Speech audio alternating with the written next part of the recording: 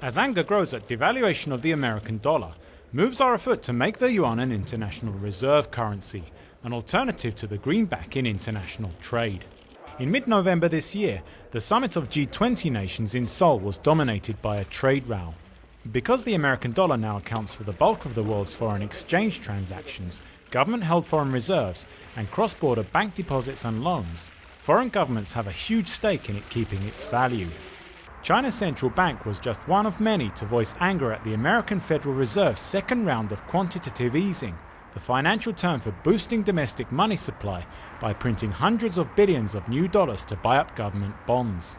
America has defended its actions as necessary to stimulate domestic demand and protect its workers from what it says is an artificially cheap Chinese currency, although this has done little to dampen criticism. America is acting in a very selfish way, paying heed only to its own problems. Quantitative easing is destroying faith in the dollar. Now everybody is questioning whether it's appropriate to use the dollar as a reserve currency, and some are saying its status should be downgraded. So what about the renminbi, which like the dollar is a hard currency backed by a big, powerful economy? In 2009, China's imports and exports totaled $2.2 trillion, which made it the world's third largest trader after the EU and America. Most of China's trade last year was done with emerging economies. Curiously, less than 3% of that business was settled in renminbi. Now, however, that looks set to change.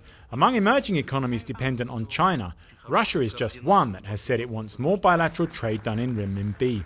In both countries, the yuan is set to begin trading against the ruble. As others follow Russia, some economists say that within 5 years, half of China's trade with emerging economies will be conducted in renminbi. More and more countries now want to break the dollar's status as the world's only big reserve currency. Pressure in this direction is coming from both inside and outside of China. Experts agree that until China's economy is much bigger and its currency fully convertible, the yuan will never rival the dollar's supremacy on the global stage. For finance as well as trade, full convertibility of the yuan could be a decade or more away.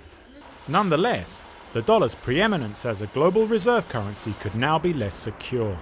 Stephen Rebay, Press TV, Beijing, China.